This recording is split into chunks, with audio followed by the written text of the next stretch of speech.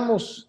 Déjeme presentar en estos momentos a la querida Renata Turrent, asesora en políticas públicas, conductora de espacios informativos en la televisión pública de la Ciudad de México y obviamente miembro de esta familia Sin Censura. Querida Renata, te mandamos un abrazo. ¿Dónde andas? Hola, mi querido Vicente, qué gusto estar con ustedes. Ando acá en Tijuana, me vine a visitar a mi hermano que vive por acá, entonces me agarré en el coche, pero estoy muy feliz de estar contigo y con toda tu audiencia queridísima y con nuestra invitada de honor también. Claro que sí, te mando un abrazo y saludos a la familia Renata Turrent. Sofía Lameiro, ya también llegó la activista, analista y miembro de estas mesas de diálogo de Sin Censura. ¿Cómo te va, Sofía? Hola Vicente, muy bien, muy contenta de estar aquí con ustedes, con toda la audiencia de Sin Censura. A ver, ¿por dónde entramos? Déjenme preguntarle su opinión acerca del asilo que le da México a la familia de Pedro Castillo, porque creo que muestran el nivel tan despreciable que tienen algunos que ya andan preguntando quién va a pagar por los gastos en los que se incurra por el tema de la familia de Pedro Castillo. Eh, a mí me duele porque seguramente muchos de estos son descendientes de asilados políticos que llegaron de España o de donde hayan llegado. México firme con su papel siempre de la mano amiga a nivel internacional con los refugiados y asilados, y en este sentido pues veo mucho rencor, hasta discriminación en el caso de la familia del presidente de Perú hoy tras las rejas. ¿Cómo ves este caso, Renata Turrent? Creo que es parte de ese mismo clasismo, discriminación, por quienes son, por cómo lucen y de dónde vienen. Bueno, así lo veo yo. ¿Cómo ves? Sí, totalmente. Además, yo creo que esta parte con la que inicias es muy importante. México tiene una tradición diplomática de otorgar asilo a personas de todo el mundo, ¿no? México dio asilo a españoles durante la Guerra Civil, ha dado asilo a muchísimas nacionalidades a lo largo de su historia. Es algo de lo que creo yo, o creería yo, que todos tendríamos que sentirnos orgullosos, sobre todo siendo también un país que un país migrante, ¿no? Mucha de nuestra gente se va a vivir a Estados Unidos, a trabajar a Estados Unidos en otras circunstancias distintas, pero sabemos lo que es tener parte de nuestra población fuera y que querríamos, esperaríamos que en esas naciones a las que ellos y ellas llegan, pues fueran tratadas con respeto, con dignidad.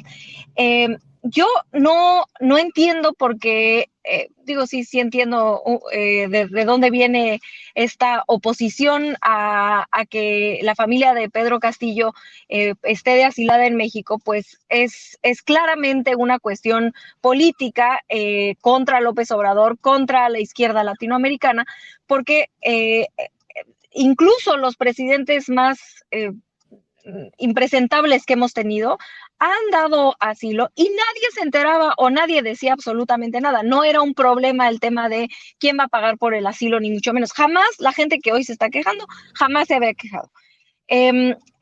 Y eso creo yo que es positivo, ¿no? Darle asilo político a alguien que está siendo perseguido en su país tendría, repito, que ser algo que cualquier persona, cualquier mexicano tendríamos que sentirnos orgullosos. Creo que en este caso en específico hay una intersección de varias cosas. Una, que cualquier cosa que haga López Obrador será usado para el golpeteo político de lo que haga. Entonces, no importa si lo trae a él, no importa si trae a quien traiga, vaya, podría traer a resucitar a muertos y traerlos y no importa, ¿no? De igual forma dirían que eso es, que López Obrador está atentando en contra de algo. La segunda que creo que se intersecta es una cuestión, como tú ya bien mencionas, de clasismo, de racismo en contra de la familia de Pedro Castillo y de él, por supuesto. Y una tercera que sí, que me parece también importante en el análisis, que es un posicionamiento político en contra de esta unión latinoamericana que propone Andrés Manuel López Obrador y que claramente no nada más se queda en ese gran discurso que da en la CELAC hace ya un par de años o un poco más de 2 años, donde propone esta unión de toda América, como un continente y que reitera en sus posicionamientos políticos internacionales todo el tiempo, hoy incluso la mañana lo vuelve a decir, y que lo muestra con acciones como esta de dar asilo político a alguien que está siendo perseguido por la derecha, igualito que pasó con Evo Morales, ¿no?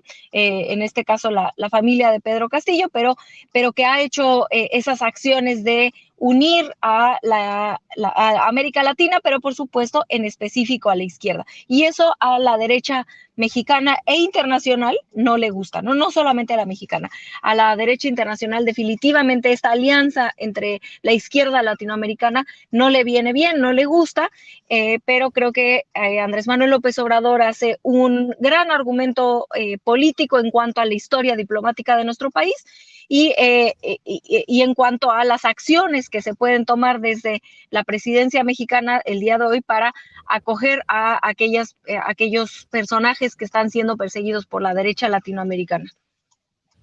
Mi querida Sofía, ¿cómo ves esta campañita de los conservadores contra esta decisión que se toma de asilar a la familia de Pedro Castillo?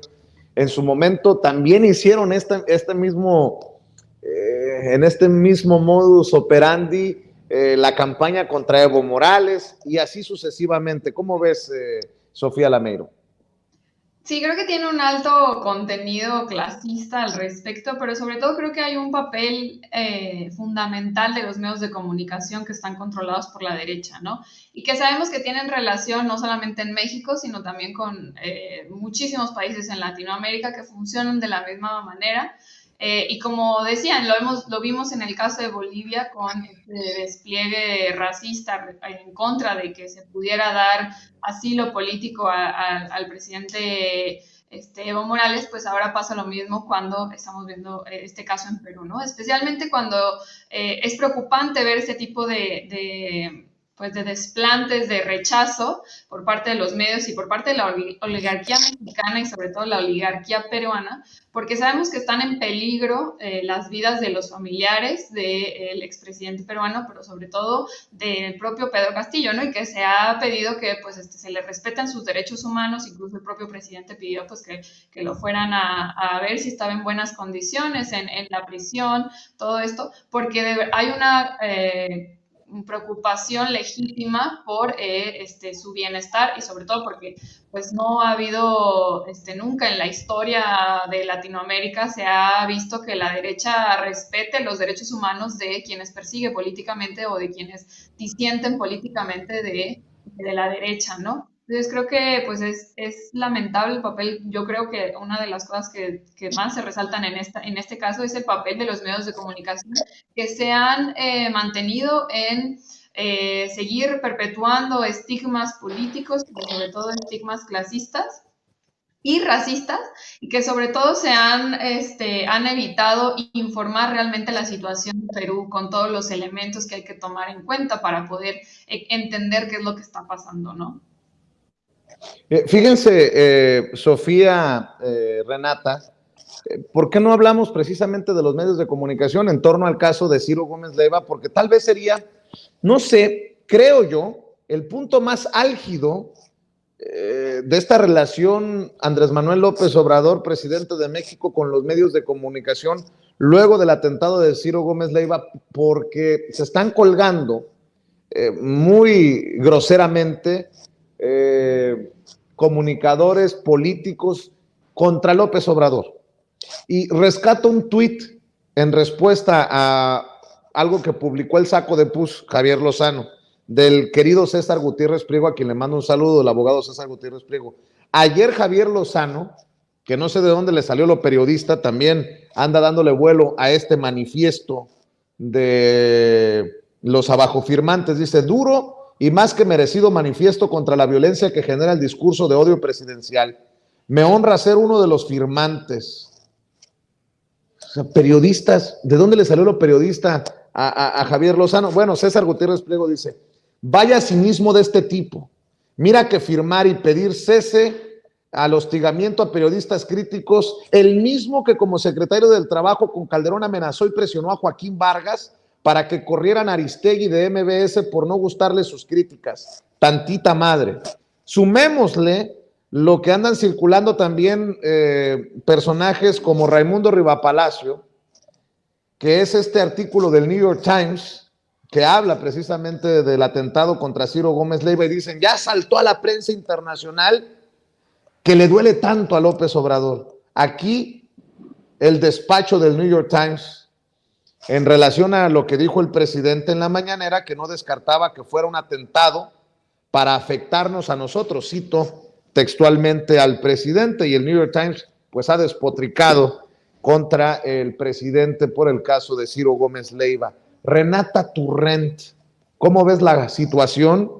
Aquí desde estas trincheras independientes hemos buscado exhibir la hipocresía de muchos personajes. Eduardo Ruiz Gili, por ejemplo, firma este manifiesto diciendo que en este sexenio hay récord de asesinatos contra periodistas y una grave impunidad, cuando él mismo en su programa ha dicho que el récord lo tiene el sexenio de Felipe Calderón y que de ninguna manera se encuentra este gobierno cercano a lo que vivimos los periodistas con Felipe Calderón, pero aún así firman el manifiesto con una gran hipocresía.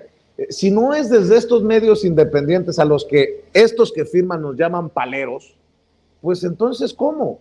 Hay que también exhibir que muchos de estos periodistas han sido amigos de los que ya gobernaron y obviamente no los criticaron en su momento, callaron como momias, y ahora como este gobierno no les favorece, no les continúa sus privilegios, despotrican. No exagero cuando hablo de periodistas amigos de los expresidentes. Yo no puedo decir nunca que, es más, me la he pasado pidiendo la entrevista con el presidente Andrés Manuel y aún así nos dicen paleros. Pues yo no puedo decir que soy amigo ni cercano a ser amigo del presidente Andrés Manuel López Obrador. Y el propio Ciro habla de un gran amigo, amiguísimo. En el caso de Manlio Fabio Beltrones, que es en donde termina resguardado después del atentado Ciro Gómez Leiva. Pero ahí está de la Micha, que se lleva de piquete de ombligo con Felipe Calderón. Ahí está Arturo Sarucán, que tiene que estar firmando Arturo Sarucán, el ex embajador de México en Washington, y así sucesivamente. Dame tu opinión de este momento del que estamos siendo testigos, querida Renata. Sí, yo creo que hay varias cosas en este análisis importantes que mencionar. La primera es que se puede reprochar o se puede exigir y se debe, y creo que es válido, tú lo has hecho en este espacio y muchos periodistas independientes lo han hecho, exigirle al gobierno mexicano que se necesita tener planes de seguridad o estrategias de seguridad para proteger a los periodistas de a pie, muchísimo más robustos, mucho más estratégicos, más robustos, ¿no? Eso creo que todos y todas estamos de acuerdo en que el gobierno siempre va, hasta que no se pare esta ola de violencia, no va a ser suficiente las acciones que se hacen. También es cierto, y cualquier persona seria lo puede reconocer, que este problema de violencia generalizada, pero en específico en contra de los periodistas, no empezó ni ayer ni en el 2018, ¿no? Empezó desde hace muchísimo más tiempo, y que una ola de violencia en cualquier país no se puede detener de la noche a la mañana. Entonces, que lo mejor que puedes esperar de un gobierno que se enfrenta a una situación de violencia tan fuerte como la de México es que se frene por lo menos esa tendencia de violencia y poco a poco se empiece a bajar, ¿no? Desgraciadamente, no hay recetas mágicas para detener una situación tan grave como la que vivimos. Ahora, eso no significa, por supuesto que no significa, que los periodistas, los periodistas que están en los grandes medios hegemónicos, sufran la misma violencia que sufren los periodistas de a pie. Eso es obvio, ¿no? Ahí están los datos, ¿no? Quien sufre la mayor violencia son los periodistas de a pie, los periodistas de los estados. Ellos sí viven mucho más violencia. Tú mismo has denunciado terribles amenazas por hacer tu trabajo, ¿no? Y eso es algo inaceptable. Los grandes medios de comunicación generalmente, este caso es separado, el de Ciro Gómez Leiva, por supuesto, generalmente no están sujetos o no son sujetos de esta ola de violencia tan fuerte o tan generalizada como los periodistas de a pie, ¿no? Ahora, sucede lo de Ciro Gómez Leiva y se usa como si la violencia generalizada de los periodistas de a pie fuera igual que o sea, como si esto que le pasó a Ciro Gómez Leiva fuera la realidad de todos los periodistas de los grandes medios de comunicación, y esto afortunadamente no es cierto. Esto no significa que esté bien, por supuesto, es una desgracia lo que le pasó. Nadie merece, yo estoy ahí en desacuerdo con algunos compañeros que he visto que dicen, bueno, pues es que también que espera o contra... yo creo que siempre se tiene que condenar cualquier acto de violencia, ¿no? Cualquier acto de violencia a cualquier persona, independientemente de dónde estemos parados.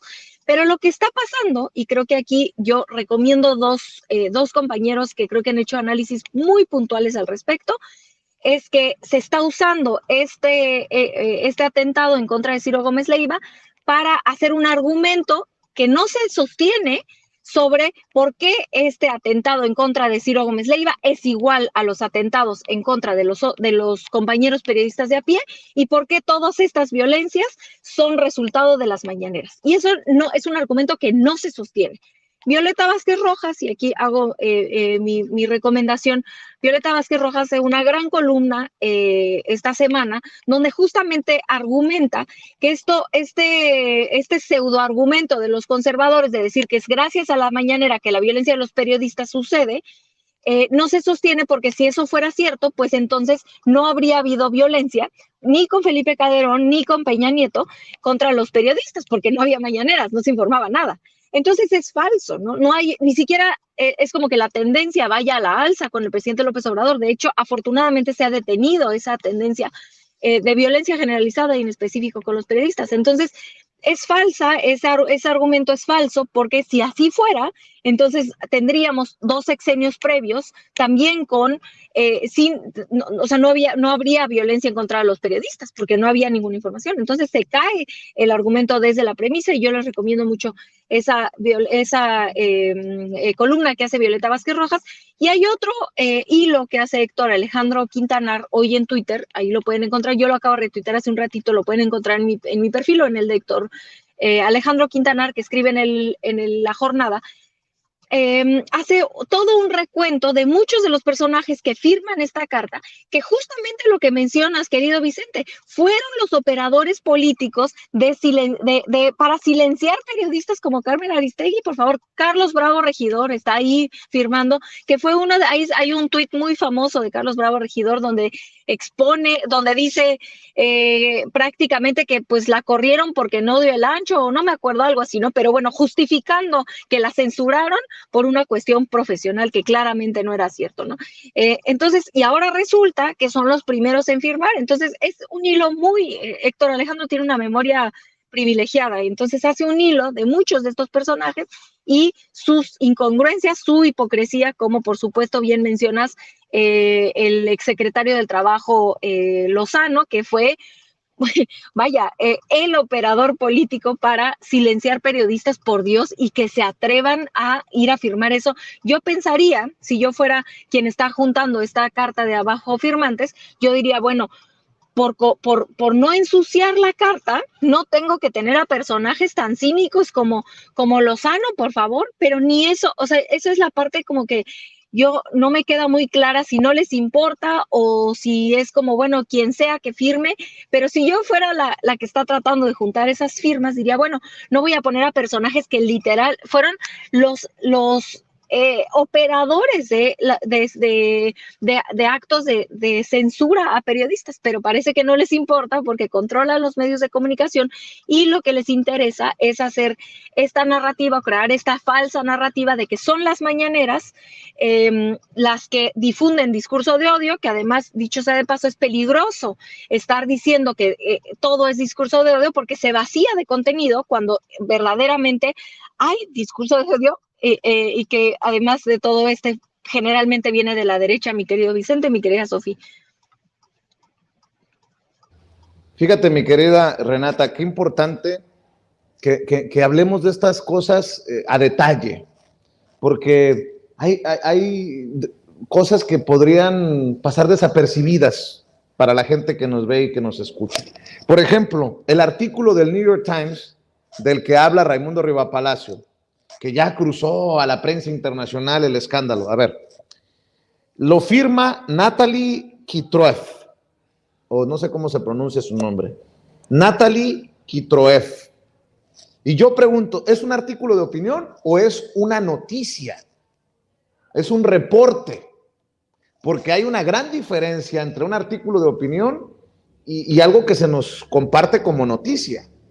Esto no tiene nada de artículo de opinión, o bueno, si lo lee uno se da cuenta que algo extraño existe. Este artículo de Natalie Kitroev, que nos venden como noticia, es en realidad una serie de opiniones, incluso de quien lo firma. Fíjese nada más lo que escribe.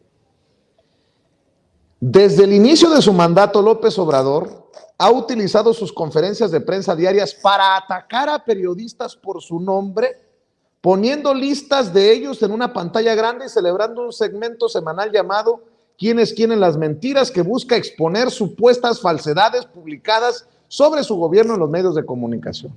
Ah, cabrón.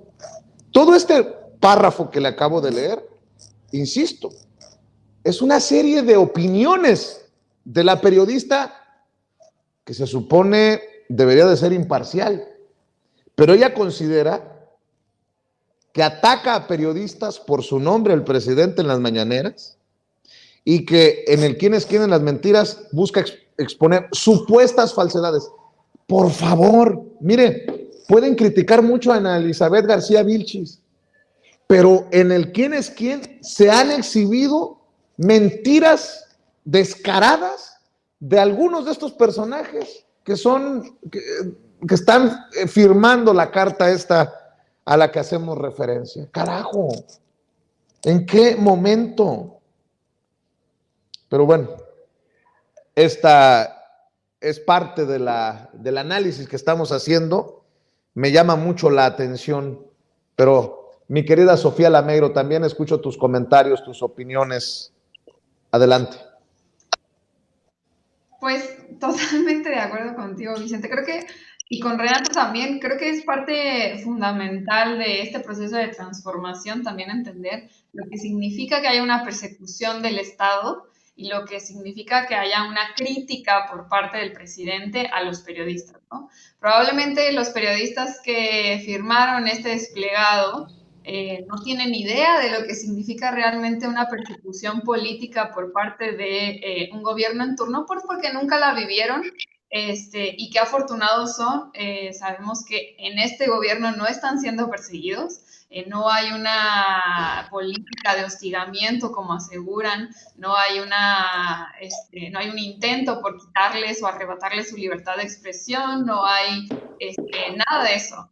Cosa contraria que pasaba con los gobiernos que ellos sí alababan, sí apoyaban, incluso llegaron a aplaudir ciertas acciones que sucedieron durante esos gobiernos, y que pues bueno, ahora se dicen escandalizados por la situación de seguridad del país, cuando bueno, sabemos que esto se ha cosechado con su aval, con su falta de crítica durante años, que se logró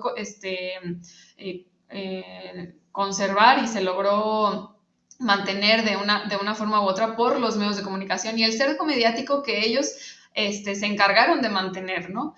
Ahora, pues bueno, se dicen, bueno, llama mucho la atención las palabras y la forma en cómo estructuran el desplegado, como ya más o menos decía, bueno, nos explicaba Renata el tema de que ese argumento de decir que el presidente y lo que dice el presidente en las mañaneras genera el odio contra los periodistas, cosa que no se puede sostener, como lo decían y como citaban a Violeta, pues es totalmente cierto, ¿no? Como una crítica a la fuerza política que representan, a las tendencias políticas que tienen y sobre todo al corte editorial que manejan en sus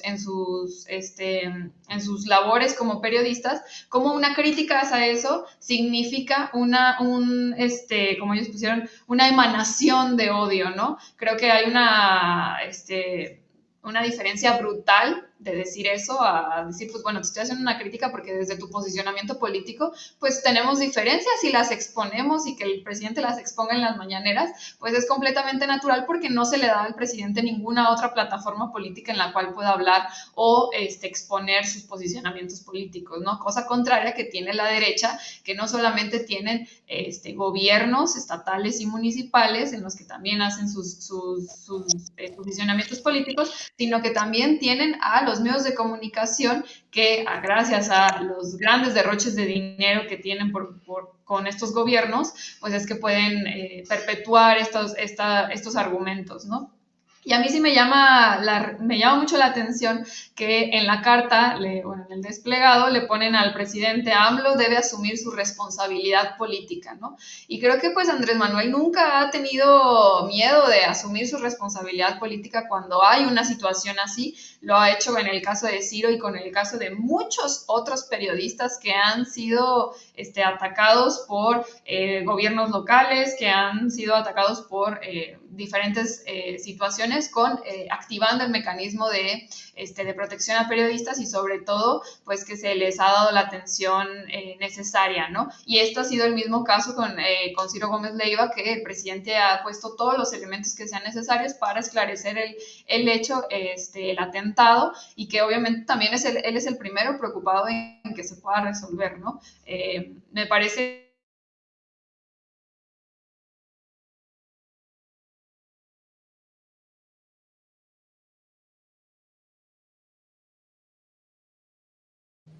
Creo que hemos perdido a Sofía Lameiro momentáneamente. Espero que regrese a esta mesa de diálogo, cuestiones muchas veces de conexión.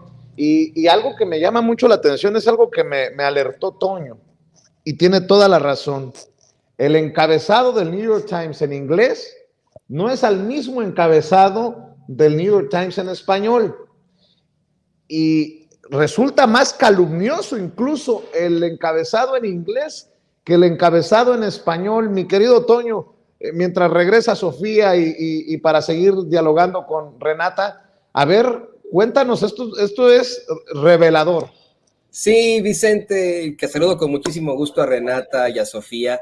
Fíjense que estábamos analizando en el equipo de Sin Censura, el equipo editorial de Sin Censura, estos dos artículos, y como bien menciona Vicente Serrano, es mucho más calumniante.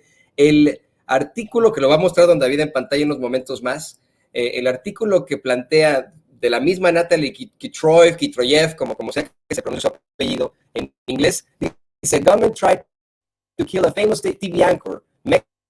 Mexico's leader suggested it was a state", lo que se traduce a pistoleros intentaron matar a un famoso conductor de televisión. El líder de México sugiere que fue un montaje. Esto nada, absolutamente nada tiene que ver con el encabezado que le ponen en español. Ciro Gómez Leiva recibió disparos, el presidente de México dijo que no descartaba que fuera un atentado para afectarnos a nosotros, entre comillas, y etcétera. Y la verdad es que la personalidad de Natalie Kitroyev tiene que ser cuestionada de alguna otra forma, ¿no? ¿Cómo es que llega ella a ser la jefa del Buró de México para el New York Times después de que, pues vamos, era un puesto que detentaran otros, incluso corresponsales de guerra, ¿no? Eso es muy interesante, porque Natalie Kitroyev es muy joven, eso no, por supuesto que no lo vamos a cuestionar, sino que ha tenido un paso en los medios hasta cierta forma reciente. Sí, en efecto, trabajó como reportera en Bloomberg, como reportera en Los Angeles Times, pero no hay que olvidar que ella estudió en una de las universidades del Ivy League acá en Estados Unidos, en Princeton, ¿no? Y que su mamá, pues es una persona con muchas influencias, Anita Isaacs, una gran diplomática acá en los Estados Unidos, ¿no? Me llama mucho la atención que este tipo de perfiles sean los que detenten las jefaturas en los burós de medios tan grandes como es el New York Times. ¿Qué sabe Natalie Kitroyev de la situación en México al haber tenido un paso muy, muy corto en los medios de comunicación en su país, acá en Estados Unidos, al haber sido simple y sencillamente un asistente de editorial en el New York Times al principio, al haber sido reportera en Bloomberg, al haber sido reportera en Los Angeles Times? ¿Por qué de pronto se convierte ella en la jefa del buró? Y es algo que siempre he cuestionado yo aquí en Sin Censura. estos artículos firmados por la jefa del buró del New York Times, Natalie Kitroyev, son siempre muy, muy cuestionables por lo que menciona Vicente Serrano. Están plagados de opiniones y carecen absolutamente pues vamos, lo que se llama rigor periodístico, que me imagino debieron haberle enseñado a Natalie en Princeton, que para poder ya escribir una columna, una opinión, Vicente, Sofía, Renata, pues tenía que sustentar sus dichos con algún tipo de dato duro. No lo hace, ¿no? Me llama mucho la atención que la jefa del buró del New York Times no utilice rigor periodístico en sus artículos que maneja como nota informativa, pero que son más bien una especie de columna, ¿no? Bueno, pues creo que ya está de regreso la querida Sofía Lameiro para que termine su exposición, sus comentarios. Mi querida Sofía, te perdimos por algunos momentos. Ay, sí, perdón, mi internet anda fallando, no sé por qué. Pero, bueno, sí, decía que llama mucho la atención que se firma este desplegado, pero que durante este sexenio no se hubiera firmado ningún otro desplegado, ni hubiera ninguna otra exigencia cuando hay periodistas realmente que han estado en peligro, ¿no? Incluso cuando el propio gobernador Enrique Alfaro amenazó a periodistas en varias ocasiones lo ha hecho, y la forma en cómo se maneja con los periodistas aquí en Jalisco, pues yo no vi que ninguno de estos periodistas a nivel nacional, que tienen grandes plataformas en los medios nacionales, hiciera algún tipo de defensa a los que están aquí en Jalisco, ¿no? Y llama mucho la atención porque siempre es el mismo caso de no darle atención, pues bueno, en primera instancia a quienes realmente pudieran estar en peligro y en segunda instancia, pues quienes son los periodistas locales que hemos visto que son los que normalmente tienden a estar en situaciones de peligro más latentes, ¿no? Y que no es lo mismo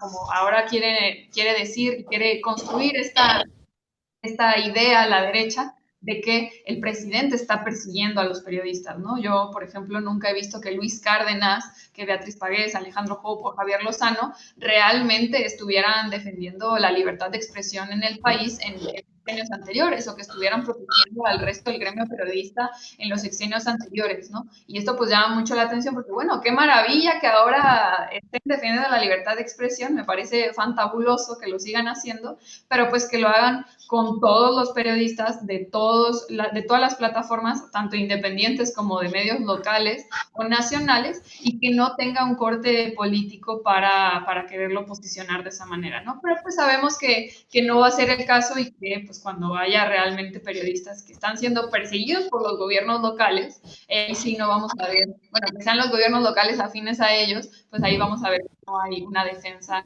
de la libertad de expresión o de supuestos gigantes, ¿no? Propongo otro tema durísimo para cerrar la mesa de diálogo, Renata, Sofía. Este sí está muy camarón, si me permiten la expresión. Le voy a pedir a Toño y a don David que me rescaten. Creo que fue la mañanera de hace 2 días en la que el presidente Andrés Manuel López Obrador hace referencia al caso de Israel Vallarta y a otro compañero comunicador del Estado de México. Para mí me da mucho gusto sentir que contribuimos con un granito de arena. Nosotros presentamos el caso aquí hace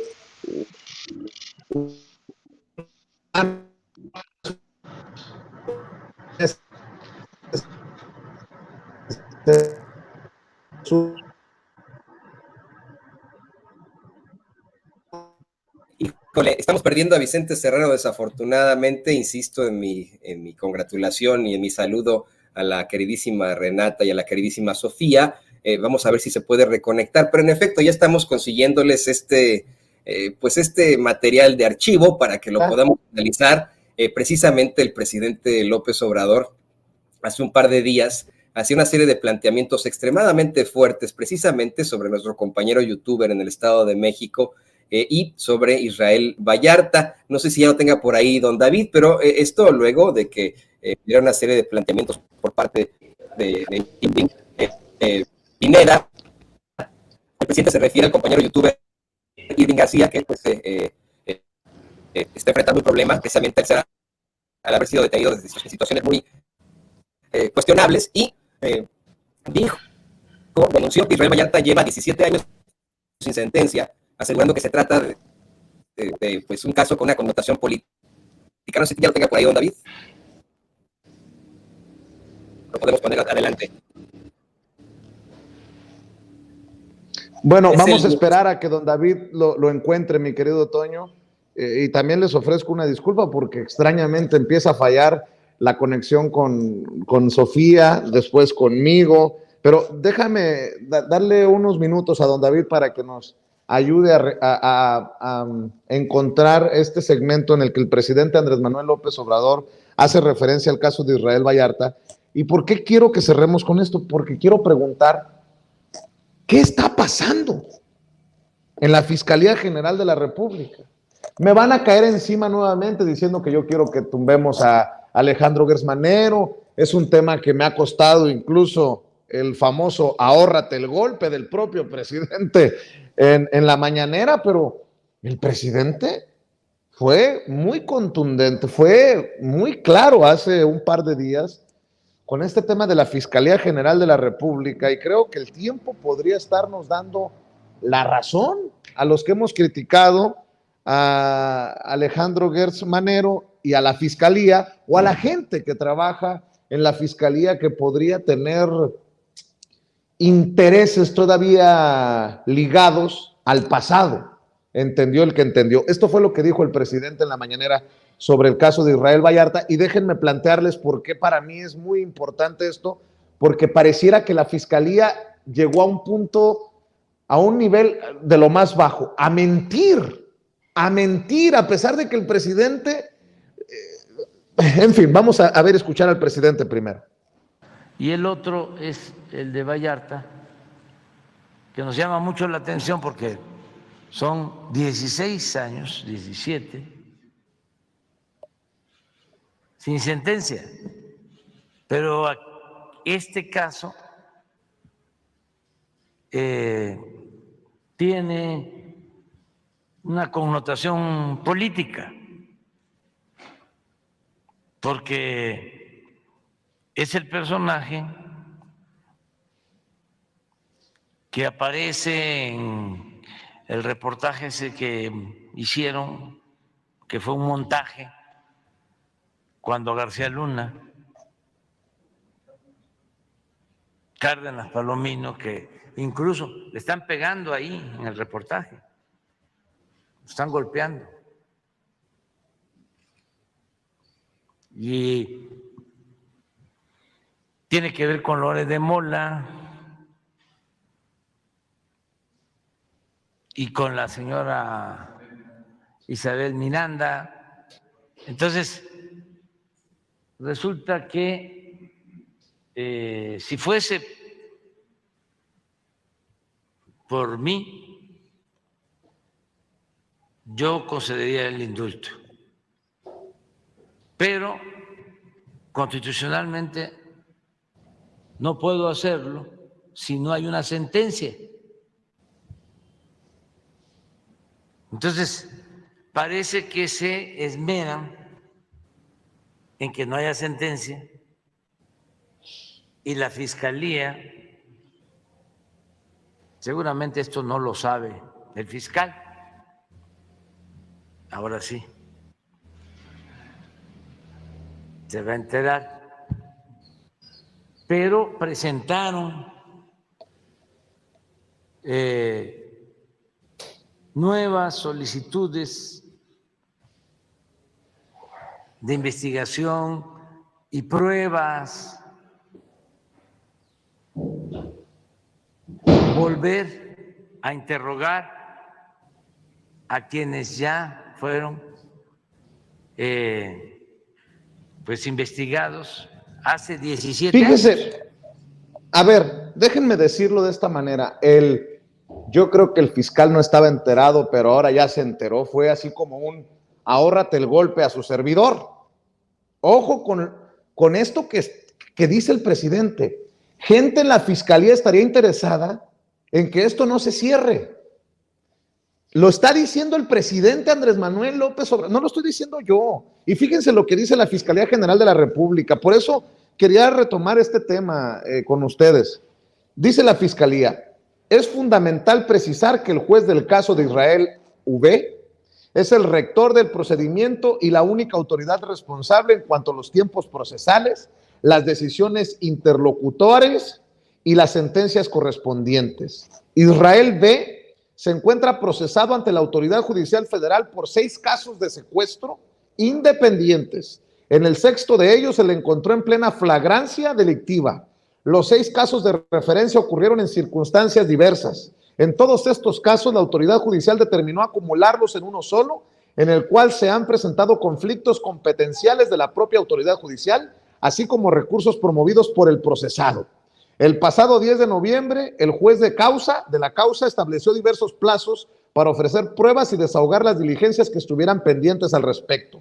La tramitación del proceso ha sido conducida por las autoridades judiciales y el juez de la causa ha señalado en autos recientes que la duración del proceso se debe a las acciones realizadas por la defensa del procesado. Ahora resulta que el culpable de que no se resuelva esto es el propio Israel Vallarta. Dice la Fiscalía General de la República, esta fiscalía habrá de subir de inmediato a su página de internet la información puntual de todos los procesos de referencia, salvaguardando los derechos de las partes y las obligaciones referentes a las versiones públicas correspondientes. Yo respeto mucho a Netzaí Sandoval, abogado titular del Instituto Federal de Defensoría Pública. Gracias a él, muchos y muchas que han estado en prisión injustamente han salido de la cárcel. Está haciendo un excelente trabajo. Y él le contesta a la Fiscalía General de la República y dice, formularé algunas precisiones técnicas, jurídicas basadas en sentencias firmes. La Fiscalía General de la República habla en su comunicado oficial de que a Israel se le encontró en plena flagrancia delictiva. Esto es totalmente falso, dice. La primera sala de la Suprema Corte de Justicia de la Nación resolvió en el amparo directo en revisión 517/2011 que Israel fue detenido en el kilómetro 28 de la carretera federal México-Cuernavaca a la altura del pueblo Topilejo. No fue detenido en flagrancia, fue trasladado al rancho Las Chinitas horas después. Esto es cosa juzgada y afirmar algo diferente solamente demuestra desconocimiento y falta de respeto a las instituciones de la República. La Suprema Corte de Justicia de la Nación ya estableció que el promover recursos para defender a una persona imputada no es justificación válida para prolongar la prisión preventiva más allá de los 2 años que establece nuestra Constitución. Este fue un precedente muy importante producto del trabajo de nuestra unidad de litigio estratégico en derechos humanos. Afirmar que la defensa es responsable de que Israel lleve 17 años en prisión preventiva es un despropósito. Seguimos litigando el cambio de medida cautelar. Las pruebas y el litigio específico sobre el caso lo reservamos para exhibirlo ante la jueza de la causa. Por cierto, el dato correcto es que quien lleva el caso es una jueza de distrito. El presidente ha dicho, si fuera por mí, yo concedería el indulto. La última ocasión que a mí me concedió la palabra el presidente en una mañanera, que ya tiene, no sé, por lo menos 2 meses, me dijo que era cuestión de falta de voluntad, porque si hubiera voluntad, esto se resolvería en 24 horas. Yo le planteaba al presidente en esa ocasión, es momento de solicitarle respetuosamente a la Fiscalía de que se desista de continuar pues con esta maraña legal, y me dijo, sí, que lo revise Rosa Isela Rodríguez, la secretaria de Seguridad Ciudadana.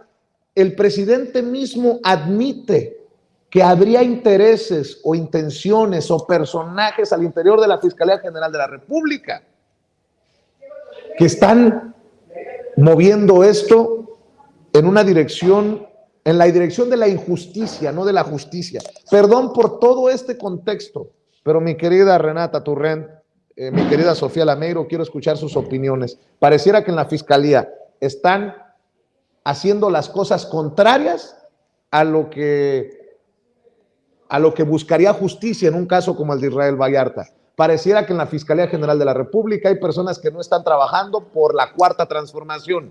Pareciera que hay personajes en la Fiscalía General de la República que dirige Alejandro Gertz Manero que no quieren escuchar al presidente. O dame tu opinión, mi querida Renata. Sí, yo creo que es una, bueno, aprovecho a saludar a mi querido Toño, que no lo había podido saludar, le mando un abrazo también. Yo creo que es una gran oportunidad esta que se presenta en este pedacito que ponen en la mañanera, para hablar de lo que significan las fiscalías independientes, en general las fiscalías independientes de los estados, pero bueno, autónomas, pero también la Fiscalía General de la República. Yo considero que sería un buen momento, además de señalar lo que tú ya bien señalas y documentas, de analizar la eficiencia o la falta de eficiencia de estas fiscalías autónomas que se instauraron en aquella reforma, me parece, de 2014. Hay un artículo buenísimo del abogado Federico Anaya, donde justamente cuestiona si vale, y al ratito se los trato de poner en el chat, si funcionan o no estas fiscalías, y hace un comparativo con otros países de cómo en otros países pues la fiscalía no es autónoma del Poder Ejecutivo porque es su mano para hacer la política criminal, ¿no? Entonces es necesario tenerlo como parte del Ejecutivo para poder hacer una política criminal coordinada, ¿no? Que claramente vemos que no sucede en muchos estados donde hay fiscales que tienen animadversión con el Ejecutivo. Digo, el caso más claro, por ejemplo, es el de Morelos, donde el fiscal y el gobernador pues traen un pique personal ahí, y entonces pareciera ser que los problemas personales entre ellos dos son mucho más importantes que cualquier otra cosa del estado. Pero creo que también, de cierta forma, podemos ver esa ineficiencia en la Fiscalía General de la República, porque parte de la construcción de raíz de esta autonomía, queda claro, desde mi humilde opinión, que no funciona, ¿no? Porque el presidente no tiene, o el Ejecutivo no tiene, ningún tipo de poder sobre la Fiscalía para que haga el trabajo de política criminal que tendría que estar haciendo como parte de la política pública de seguridad del Ejecutivo. Y entonces, al final de cuentas, yo es lo que digo siempre con los feminicidios, con los homicidios, nadie paga el costo político, ¿no? Porque el fiscal ni siquiera se siente con la necesidad de salir a explicar qué es lo que está pasando, o salen y mienten como aquí documentas, y entonces le echa un poco la bolita al Ejecutivo, pero el Ejecutivo tampoco tiene mucho que hacer, ¿no? Porque es autónoma la Fiscalía. Entonces creo que lo que yo creo que se puede aportar en este análisis sobre la Fiscalía son dos cosas. Una, cuestionar si esa independencia, y por supuesto que eso es algo que es una reforma muy compleja, que claramente no se podría hacer en este sexenio, pero que creo que sí como analistas, como ciudadanos, pues sí, empezar a cuestionar si sirve o no. No tengo la respuesta, ¿no? Pero sí podernos por lo menos cuestionar si la autonomía de las fiscalías está funcionando o no está funcionando. Eso por un lado. Y lo segundo es tratar de entender por qué el fiscal general, que claramente no ha hecho un trabajo que esté a la altura de la Cuarta Transformación, desde mi humilde opinión, ¿por qué sigue ahí? Y creo que la respuesta se regresa a esa configuración de cómo funcionan las fiscalías. Y es que para que hubiera un cambio de fiscal es un proceso complicadísimo, donde se manda una terna por parte del Senado al Ejecutivo, el Ejecutivo regresa una subterna, digamos, de esa terna que manda el Senado, regresa una terna más pequeña que después se vota. Entonces, teniendo una situación tan compleja en el Senado con Ricardo Monreal, en específico, pues también el presidente está en una posición muy compleja de decir, porque de que hay elementos para echar al fiscal general, pues yo no soy constitucionalista, ni siquiera soy abogada, pero supongo que los hay, ¿no? Muchos abogados han expuesto esto. Y no se ha hecho porque muy probablemente, o esa es mi humilde lectura, porque digamos que más vale diablo por conocido. Da miedo este proceso donde el Senado pueda mandar una terna que resulte todavía peor y que entorpezca más otros procesos, y en ese sentido creo que es por eso que el presidente ha sido, al principio lo defendía más al fiscal y ahora ya no, ahora ya es clara pues por lo menos cierta distancia, pero que creo que se mantiene este fiscal que ha sido claramente ineficiente por esta cuestión de cómo funcionan las fiscalías y cómo funciona la selección del fiscal, que creo que podría, a 2 años de que termine el gobierno, podría ser un poco más complicado el empezar un nuevo. Esa es la única explicación que a mí se me ocurre, mi querido Vicente, Toño, mi querida Sofía. Bueno, pues escuchamos también las opiniones de Sofía Lameiro sobre este caso, que a mí en lo particular me llama mucho la atención por las declaraciones del propio presidente Andrés Manuel López Obrador. ¿Quién, hijos del maíz, está trabajando en contra del presidente y contra los intereses de la justicia desde la fiscalía? No lo dije yo, lo dijo el propio presidente Andrés Manuel López Obrador. ¿Quiénes están alargando esta situación? Bueno, mi querida Sofía Lameiro, también escucho tus opiniones, tus comentarios, y si esto llega también a ser un intento de desestabilización desde esa trinchera para el presidente, pues si el presidente dice, si por mí fuera ya le hubiera dado el indulto, si hubiera voluntad ya se hubiera resuelto esto. Bueno, la fiscalía no se ha desistido en el caso contra Israel Vallarta, a pesar de todo lo que ya hemos expuesto muchos desde nuestra trinchera independiente, incluso de lo que ha dicho el presidente desde la mañanera. Sí, me parece que hay muchos casos que quedan pendientes en la fiscalía y que se ha dicho una y otra vez, pues que qué está pasando en la fiscalía, por qué ha avanzado tan lento. Al principio creo que del gobierno del presidente se les daba como cierta beneficio de la duda, considerando que podrían estarse enfrentando a dinámicas difíciles, ¿no? O que tal vez el encontrar todo lo que se necesitaba encontrar pues estaba siendo complicado, pero también creo que pues hay, bueno, dos elementos importantes. El primero es que pues sí es cierto que hay dinámicas del viejo régimen, que es probable que esté todavía habiendo funcionarios o personas que estén a cargo de ciertas cosas en la fiscalía que respondan más al viejo régimen que a los compromisos que tiene este nuevo gobierno, y que también, pues bueno, dentro del funcionamiento interno de la propia fiscalía, pues hay dinámicas que son bastante dilatorias y bastante, pues poco funcionales, ¿no? Para realmente atender los casos que debería estar